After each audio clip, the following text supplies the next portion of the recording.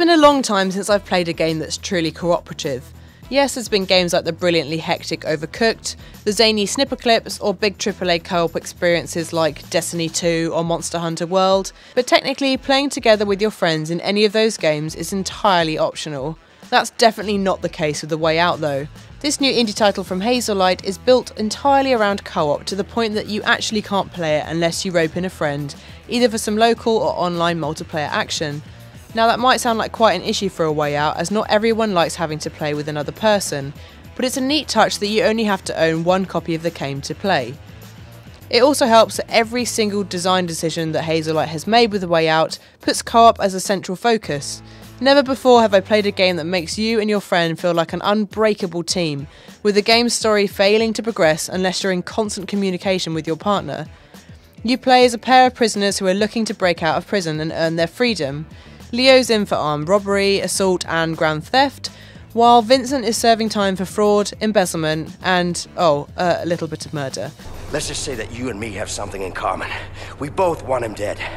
Why Hazelight chose to make two characters both white, brown-haired males is a little odd though, and it can get a little confusing as to who's who. But that doesn't detract from the fact that the team at Hazelight have created a story that builds one of the best shared experiences gaming has ever provided. This isn't a game built for two players, it's built for two players sharing one narrative experience, one story, one goal, and that's only created when the two characters work together. Every waypoint, every checkpoint, every little side game feels complete because you're doing it together. Whether it's splashing the water to usher fish to each other, going back to shimmy up a wall, passing a chisel between cells to find an exit route, or even just playing Connect 4 or a game of basketball. The co-op never feels like an added extra. It's all built for you to enjoy together in a way that's satisfying and worthwhile regardless of the scale of the interaction.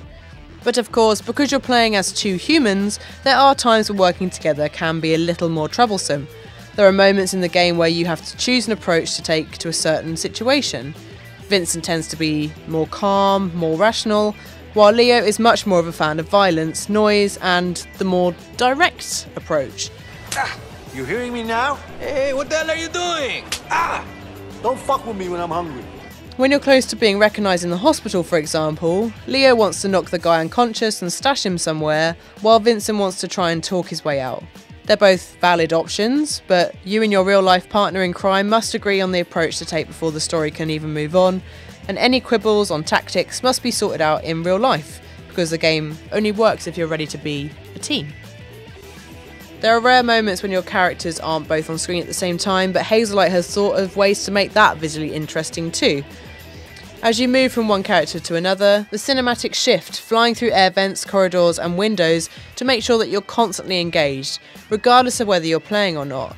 One moment you're watching Leo smash cops' faces in with a lamp, the next you're watching Vincent's rear disappear down an air vent and emerge out the other side to find even more cops. Oh crap! You okay? That's true of the split-screen view too though, with windows changing and rotating depending on the focus points or particular scene you're in. For an action sequence, for example, the character windows are horizontally stacked, while elsewhere the vertical boxes shift to give one character or another the biggest box depending on the current focus. But that's just a small example of the attention to detail and the storytelling within A Way Out. And although that's the main driving force in the game, it's also commendable just how varied the gameplay is too. Throughout the game's rough 10-hour playtime, you'll experience everything from sobering narrative sequences to car chases, and there were times when I had to remind myself that this wasn't an Uncharted spin-off with more adventures of Sam and Nathan Drake, such as the quality and blend of A Way Out's action, story and puzzle-solving elements. The pacing is spot on too, so you never get bored by overly long cutscenes or extended action sequences. In fact, aside from the slightly similar character design, the only thing that slightly, and I mean slightly, irks me about A Way Out was that the opening was a little QTE heavy, but I think the only real problem facing A Way Out is getting people playing. Co-op can put a lot of people off, but not playing A Way Out is denying yourself of one of gaming's greatest adventures to date. We give A Way Out 4.5 stars. Will you be playing A Way Out? Let us know in the comments below, click the boxes on the left for more content from us, and don't forget to hit that big box in the middle for more gaming news, reviews, previews and features right here on Games Radar Plus.